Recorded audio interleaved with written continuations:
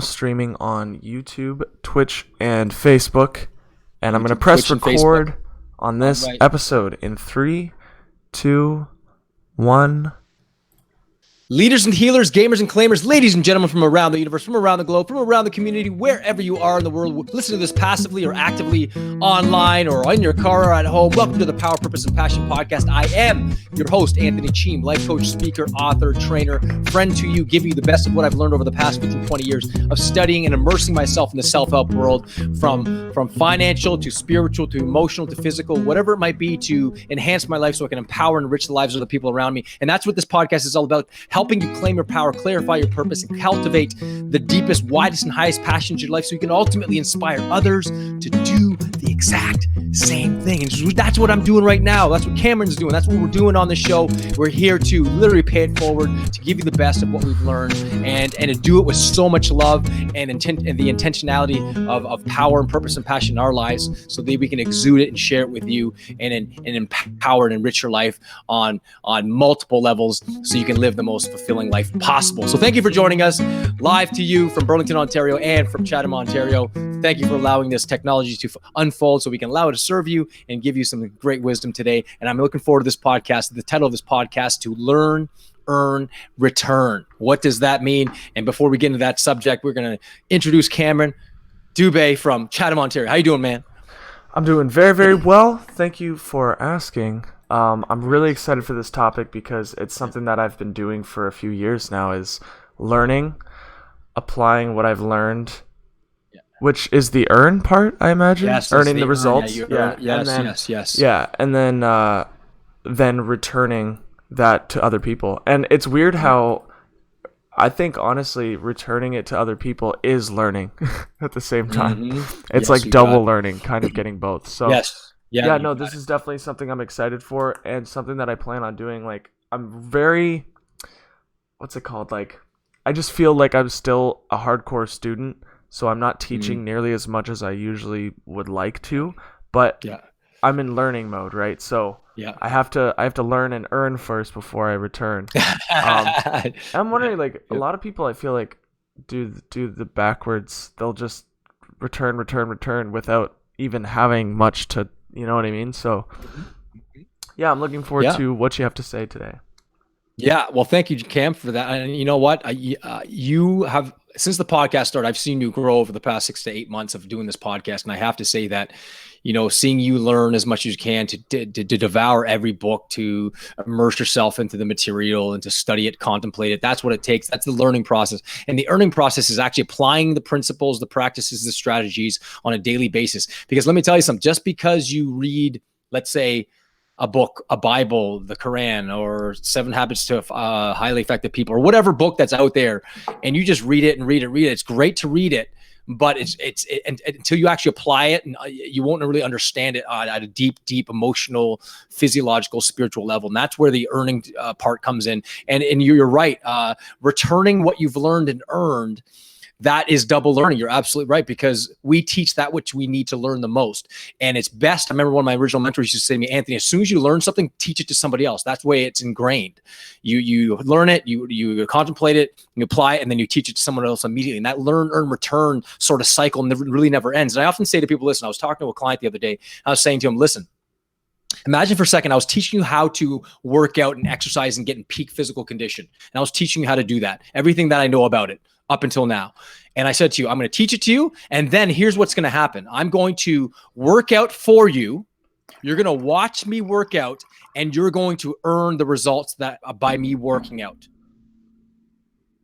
It doesn't make sense. Yet most of the world in our society, instant gratification and the sense of entitlement comes out of, oh, I can learn it. I don't have to apply what I've learned, and I'll get the results. No, that doesn't work out that way. You have to learn whatever principle practice you're learning, earn it by applying it on a daily basis. And then once you've earned it at a real deep level, or even while in the earning process, you then teach it to others. That's where ultimate fulfillment and ongoing happiness and joy comes out of your life, by constantly learning, being challenged, challenge yourself to step up, to apply the lessons, even if it's uncomfortable. And then finally, once you get the lessons, as you're getting the lessons, as you're processing the lessons, as you're going through the stages, then guess what? Then you teach it to other people through word, through example, through groups and meetings and podcasts and all those things. And that's when the returning part happens. Because at the end of the day, when it comes to, as an example, health, when it comes to health, there's so many components to health. I'll teach you about this quick little thing that I know. According to many traditions, they talk about human beings have three basic bodies. Some say 4, some say 5 bodies. But they're basically all agree that we have 3 bodies: a physical body, a subtle body, a mind body, and a spiritual body. Now, most people think if I work out my physical body and that'll free me from disease, I won't get sick. Yes, that's one body that you're working out. You want to work out and exercise and create as much vitality in all 3 bodies, not the spiritual level, the mental soul level, and the physical gross level. So working out, because here's the thing. Let me ask you a question.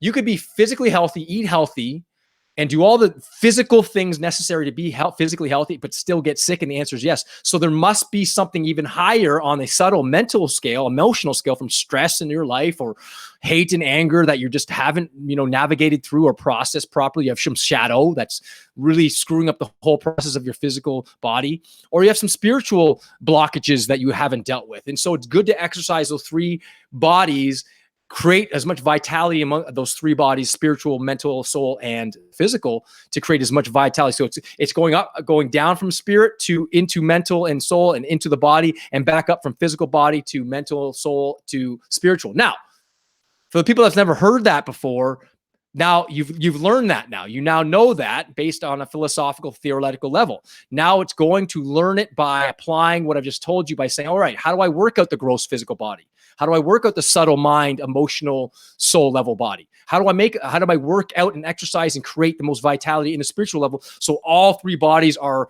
fully in harmonic flow, opened up, luminosities just flowing through you, around you, as you, and so you are able to create and design the life that you want, full of flavor, full of life, full of health, full of energy. So, and here's the thing, as an example of this, if you have a physical disease and you have a bacterial disease and the doctor prescribes antibiotics. Now, if you get better, it's because you have a physical problem in your body that requires a physical Western medical, medicine to cure that particular gross body issue. Now, hasn't it occurred though, that if you have a bacterial infection and you take antibiotics, it gets better, but then it comes back again, but it's not coming back. Is it true that it could be beyond just your physical? Could it be an emotional thing that's creating that disease? And the answer is yes.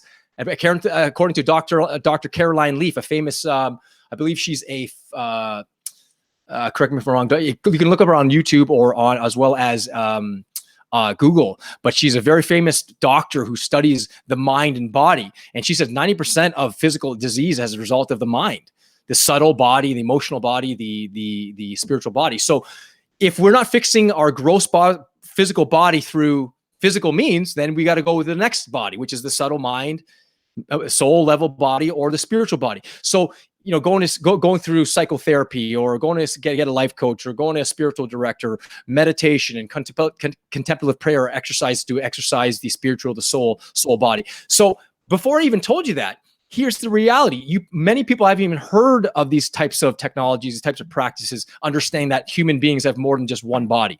But will that enhance your life? And the answer is absolutely yes. Now, learning it alone won't enhance your life. Just learning it and then just saying, okay, that's great, I know that. But then going to work to apply it, to learn more about it, to exercise the physical body, to exercise the mental, emotional, soul body, and exercise the spiritual body. It is important to do so. I do. I know Cameron is an integrative practitioner of all this stuff, and working the gross body as well as working the subtle body, as well as the causal spiritual body. So I won't get into detail of that, but the point is this: knowing is not enough. You must apply what you know, because how many people know it's important to work out and to exercise? Everyone knows it's important, but it's a difference between knowing what to do and doing what you know. That's the earn part. That's what most people are missing. The learning it alone is just not going to change your life. You have to then earn it by applying it. And once you've sort of in the process of earning it, then you go to return it. And that's where ultimate fulfillment is, because your life then has meaning. Your life has purpose. Your life, you feel like that even if you were to die today, you're like, you know what? I learned as much as I could.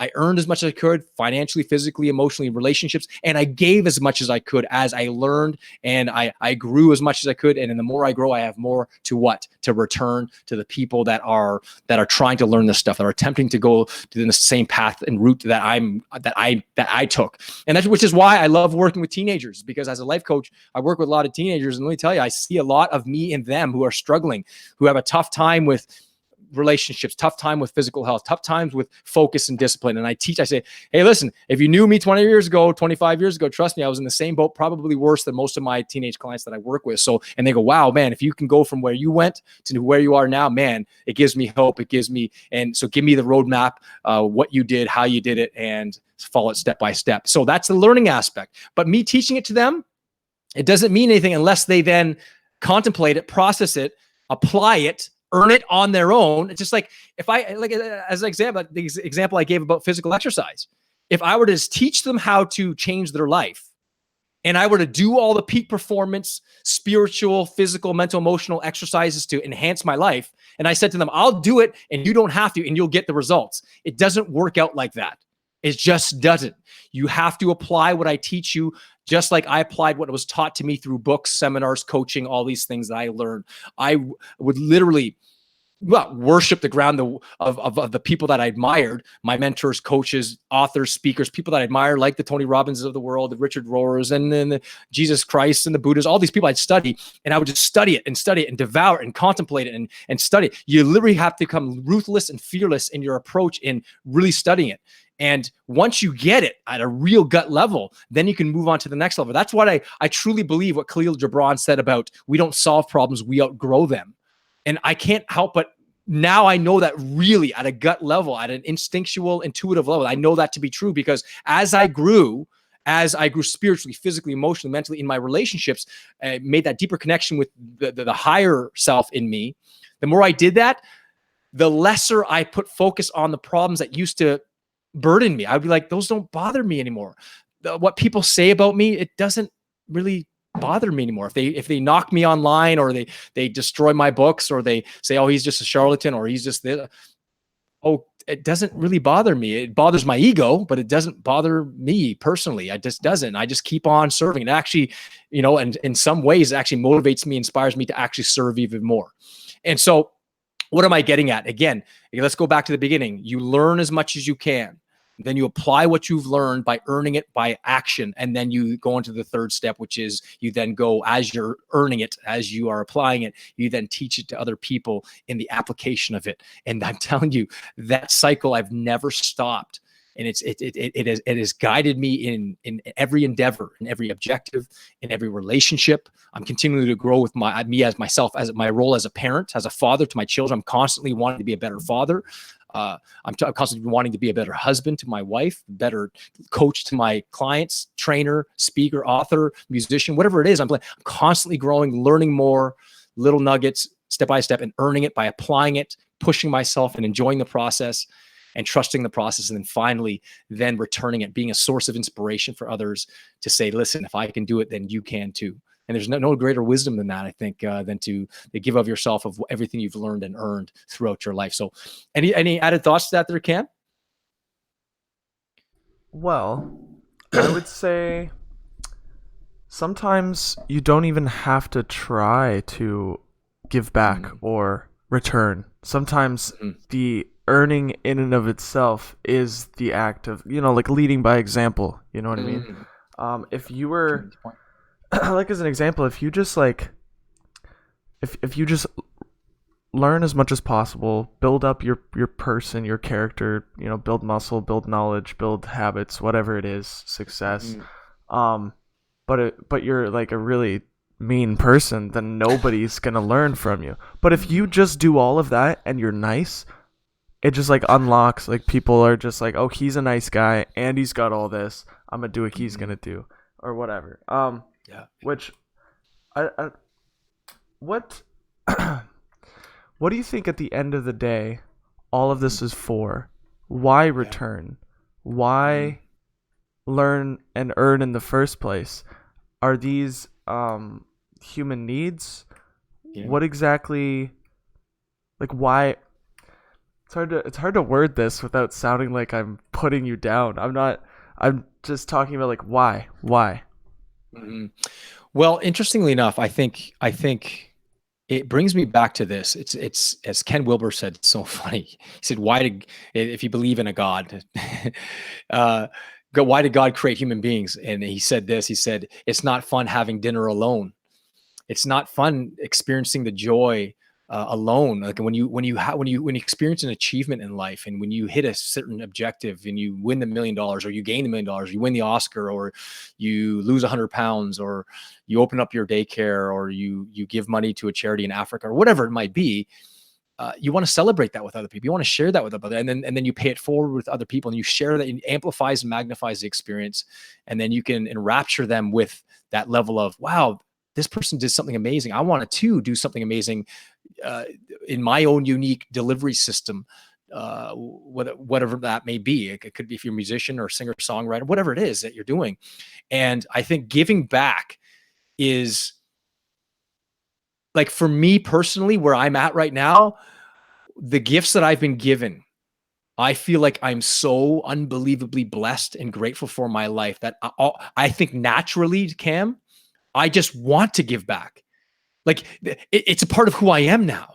It's not because some book is telling me, or some Bible or some spiritual book is telling me to go out and contribute. I just, because I feel like I've connected to the divine at some level, that the divine has given me so much now that I just want to be that for somebody else. I want to be the mentor, the coach that have coached and mentored me, and be that for somebody else. And I think when your life has meaning, when your life has purpose, and you're giving to your fellow man, you're giving to this earth, giving to animals. Like, I know people that just give themselves to animals. I mean, you're a vegan, of course. You have a spiritual connection with animals and the earth. I have a ton of respect for that. Something I never learned before as much as you have. I can certainly learn from you and the people that are out there that are protecting this planet, and in protecting the water and animals, and harming the animals. And the more I grew spiritually, I have to say, I'm a lot more conscious of hurting animals and all these things. But the point I'm making is this: I think at the end of the day, why you do this is because to spread as much love as humanly possible. I think if you're an instrument of love and you're a vessel of love, I think it's probably one of the most important things that you can do. You're doing God's work, if you want to call it that, or you're just doing divine work. And everyone has their own unique sort of delivery system, as I said, to enhance that, to be vessels of that, and express that as much as possible. And I think if you're doing that and you're helping other people in the process, even if you're not helping people, if you're experiencing the joy of learning, earning, and that's okay, because then you bring that joy out, as you said, by learning and earning, being an example of that. You then inspire others to do the same, and continue to their path towards their own unique success path, or fulfilling path, wherever it might be. But I think these are principles of this learn, earn, return model has been such a big guiding principle in my life, and it's guided me in virtually every role, in every area of my life, physical, spiritual, relationships, and health, or whatever it might be, constantly doing that. And anytime I'm in a rut, it's probably because I have either that, not that I'm not learning, it's because that rut is my chance to learn and earn something. You get what I'm saying? So I can take anything and make it a learning and earning experience, and ultimately come out that much more wise and that much more precise in my ways that I can articulate the message and what I've learned. And hopefully that answers the question. There's a comment, sorry, on Facebook here by Jared. Yeah. Correct me if I'm wrong, because this is where I'm at right now. I'm starting a business and I keep messing up, but sometimes there are little successes when I mess up, like quitting. Is there more to that? Oh, sorry. Is there more to that comment? I'm not sure. Jared. Yeah, maybe if you can clarify that, Jared. Are you asking me a question? I'm starting a business and I keep messing up, but sometimes there are little successes when I mess up, and and quitting. Well, yeah, there's the element of sabotage, where we basically get into a pattern of, we start fast and then we finish slow and we end up quitting. And then we get onto a new endeavor to get the charge up. We get all charged up, and then we quit again. And so I taught this before in previous podcasts about the 4 levels of peak performance. And the first level is the enthusiastic beginner, the person that's enthusiastic to start, to go on a health plan, to start a business, to change the world. And they get enthusiastic, and then they reach the level 2, which is the disillusioned learner. And they go, wait a second, scratching their head going, I was enthusiastic, but now I realize this is going to take a lot more work and a lot longer than I originally thought. That's the disillusioned learner. And then if you fight through that process, you learn what you needed to learn, earn, return in that second stage, then you go to the third stage, which is the reluctant contributor, which is the person that goes, I've been sort of learning and earning, but I feel like I haven't earned the level of success and results that I thought I was going to earn. And you know what? It's not working. And then I quit. Most people quit at level 2 or 3. And they feel like, because they're not feel like they're contributing, they're not returning anything, and they're not really giving back, or they're just not feel fulfilled from it. If they're able to push through, get the coaching, get the mentorship, be more precise, have enough sensory acuity to change their approach a bit more, get some coaching, get some advice, get some mentorship in that particular area, then they move on to the 4th stage, which is peak performance. And they're able to, harvest and enjoy the results that they produced in those 4 levels. But those 4 levels are not just, you just jump from one to another. It takes time. It takes persistence. It takes discipline. It's not easy, but let me tell you something, as Jim Rohn said so long ago, there's 2 types of I think disciplines. Oh, wait, there's 2 types of regrets, or 2 types of weights or something. He said the weight of regret weighs more than the weight of discipline, and some words like that. But basically what he was saying is that if you later on, if you just quit too early, you'll regret that, and that weighs a ton on you, and then that just pulls you down. But if you just discipline, the weight of discipline, the strength of discipline, it's going to hurt. But if you can continue shooting, and as one mentor I remember hearing saying, he said, there's no big shots, only little shots to keep on shooting. And I think if you're a little shot that keeps on shooting, changing the direction, action, feedback, correction, getting the right coaching, getting the right, having the right sensory acuity to change your approach, I promise, I think you can make pretty much anything happen if you use that sort of process. So hopefully that helps there, Jared. Thank you for making that comment. But yeah, Cam, as I said, at the beginning of this podcast, I think this principle, this practice of learning and returning has been such a guiding principle, guiding force in my life that I applied every time, and that I'm here to learn something no matter how bad it gets or how good it gets, and not get attached to that, and just enjoy the process, trust and enjoy the process. So any more thoughts, final thoughts there, Cam? No, that's great. Honestly, I was just, I don't know, I guess there was like a missing link of, sort of, I like to go underneath all of it, everything, why in the first place, and you answered it very well. Thank you. Oh, you're welcome. And I you know what? Ultimately, let me end here. I think, what else is there? What else is there to do? Let's say you didn't learn, you didn't earn, you didn't return. And let's say you imagine there was a life. Let me end here. Imagine this for a second. People listening to the show, watching the podcast, whatever they're doing.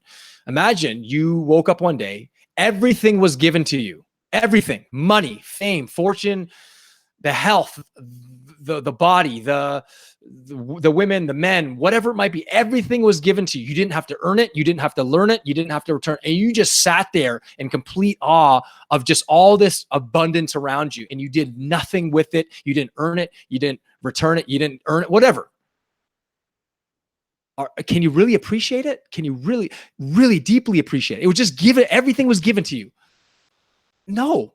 So that's why I think why we're here is to learn it from a deep level, to learn it, to fail, to succeed, to get up when things are down, and to honor the fall, to honor the struggle, and then to earn it, apply it, to gain the muscle, this character muscle, the spiritual muscle, the physical muscle, mental muscle, the relationship muscle, whatever muscle that may be in the form of, and then you return it. So you're like, man, I earned that. I really know that. I really know that. Someone gave you $1 million right now. That's great. But you didn't earn it. So to actually make another $1 million on top of that, to make that $1 million, to double it to 2 million, you wouldn't know what to do with that. But if you earn that $1 million, then you can earn $2 million much easier than the person that was given $2 million. You get what I'm saying?